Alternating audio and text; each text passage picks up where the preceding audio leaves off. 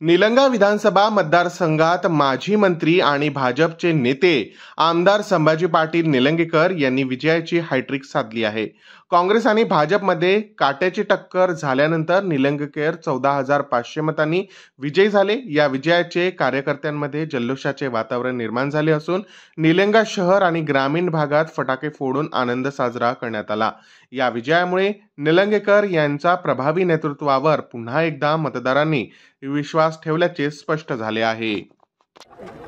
आज संपूर्ण महाराष्ट्राचे निकाल आले. महायुतीची बाजूनं सर्व जनतेने कौल दिलेला आहे. निलंगा मतदारसंघामध्ये अतिशय वातावरण चांगलं दिसतोय, कार्यकर्त्यांचा उत्साह दिसतोय. कशा पद्धतीने ही विजय तुम्ही कोणाला श्रेय देणार याचा? सर्वप्रथम सर्वांचे खूप खूप धन्यवाद. आज निलंगा मतदारसंघाच्या स्वाभिमानाचा हा विजय झालेला आहे. बाबळगावकर इथं आले आणि आज आमचा पर्व करण्यासाठी खूप अटीतटीसाठी त्यांनी शर्ती घातल्या, खूप प्रयत्न केले. आज त्यांना त्यांची जागा पण वाचवता आलं नाही. तिथं पण आमच्या ताईंनी त्यांचा पराभव केला आणि लाडक्या बहिणी निलंगा मतदारसंघ नव्हे तर संपूर्ण महाराष्ट्राला एक ऐतिहासिक कौल दिलेला आहे. त्याच्यामुळं सर्वप्रथम मी हा विजय कर्मयोगी डॉक्टर शिवाजीराव पाटील निलंगेकर यांची चरणी अर्पण करतो. हा मतदारसंघाच्या स्वाभिमानाचा विजय आहे.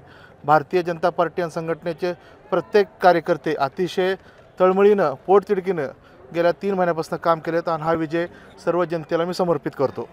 ज्यांनी मुख्यमंत्री स्वप्न बघितले होते, भावी मुख्यमंत्री असं म्हणत होते, त्यांचा पराभव दोन्ही भावांचा झाला. काय सांगाल? ते टीका तुमच्यावर करत होते. काय जुन्या म्हणी आहेत, जर दुसऱ्याला खड्डा खोदायला झालं तर आपण स्वतः ते खड्डा हे करतात.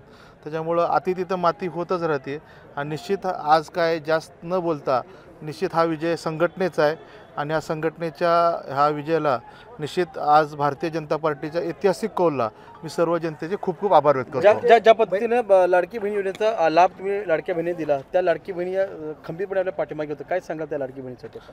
सर्वप्रथम एक आनंद वाटतो, कारण मी जसंही मतदान केंद्राच्या बाहेर पडलो सर्वात प्रथम माझं स्वागत पण इथल्या निलंग्याच्या तालुक्यातल्या लाडक्या बहिणींनी केलं आहे. लाडक्या बहिणीचा महाराष्ट्रामध्ये हा विजयाचा सर्वात मोठा सिंहाचा वाटा आहे. भैया ज्यांनी लातूर पिल्लू म्हणले त्याला काय सांगाल तुम्ही त्याच्यासाठी? मी आज कुणाला टीका टिप्पणी करणार नाही. आज सर्वांना फक्त जसं मी पहिलं पण नम्रतेने घेतलो, आज पण संयमाने घेतो. मी आज सर्व मीडियाच्या माध्यमातून सर्व निलंगा शिराळपळ देवणीच्या जनतेला हे पण आवाहन करणार आहेत, जल्लोष साजरा करा, पण जल्लोष साजरा करत असताना कुणालाही वेदना होणार नाही, कुणालाही त्रास होणार नाही, ह्याची काळजी घेऊन आनंदाचा आणि ऐतिहासिक विजयाचा जल्लोष साजरा करावा.